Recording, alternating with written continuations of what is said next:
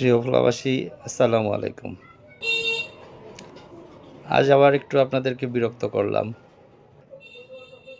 কিছুক্ষণ আগে ভোলা বিজিবির কিছু নতুন নেতারা, যাদেরকে কিছুদিন আগেও জন্ম পর্যন্ত দেখেছি, এরকম কিছু ছেলেপেলেও আছে, যে সমস্ত হুমকি ধুমকি দিচ্ছেন। ভাইয়েরা আমার, আপনারা কি জানেন? আমরা কিন্তু দল করেছি, জাতীয়তাবাদী বিএনপি দল করেছি। এরশাদের আমলও আন্দোলন করেছি, আওয়ামী লীগের আমলও আন্দোলন করে শেষ করেছি। অবশেষে এখন পর্যন্ত আছি। আমাদের রক্ত রাজপথের রাস্তায়, বাগানে কিন্তু এখনও লেগে আছে। জেল, জুলুম, কোর্টের বারিন্দা, পুলিশের মাইর, যৌথ বাহিনীর মাইর বলেন, বাড়িতে থাকা তো দূরের কথা, বাগানে থাকতে হইছে। তারপরও জন্মভূমি ভোলা থেকে কখনোই আমরা ছেড়ে যাইনি। আমরা কিন্তু পালাবার লোক না ভাই। তো বিজেপির যে সমস্ত নতুন নেতারা আছেন, তাদেরকে আমি বলতে চাই, ভাই, আপনারা তো শুক্রে 2 দিন যাবৎ রাজনীতি করেন।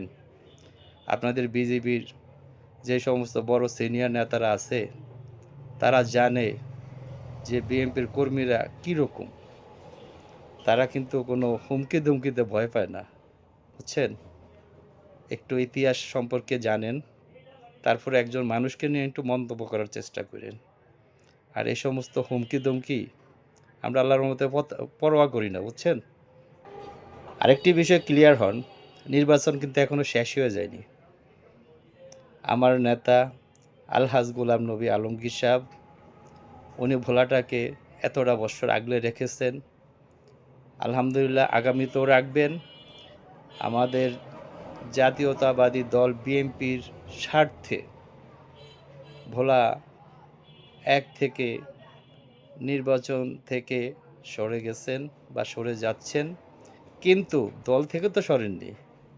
দল যেভাবে আছে সেভাবেই থাকবে। এবং আমার নেতা আলহাজ গোলাম নবী আলমগীর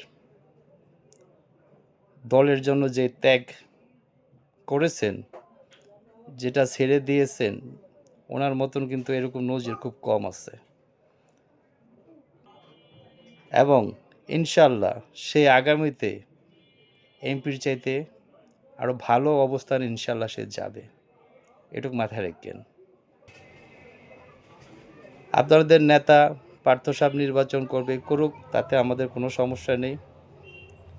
আপনাদের মার্কা আপনাদেরই থাকবে। আপনারা বিজেপি করেন, আর আমরা কিন্তু করি ধানের শীষের কর্মী। আমরা কর্মীরা কিন্তু কাউরে ভয় পাই না ভাই। অতএব এই সমস্ত হুমকি আমাদেরকে দিয়ে কোনো লাভ হবে না।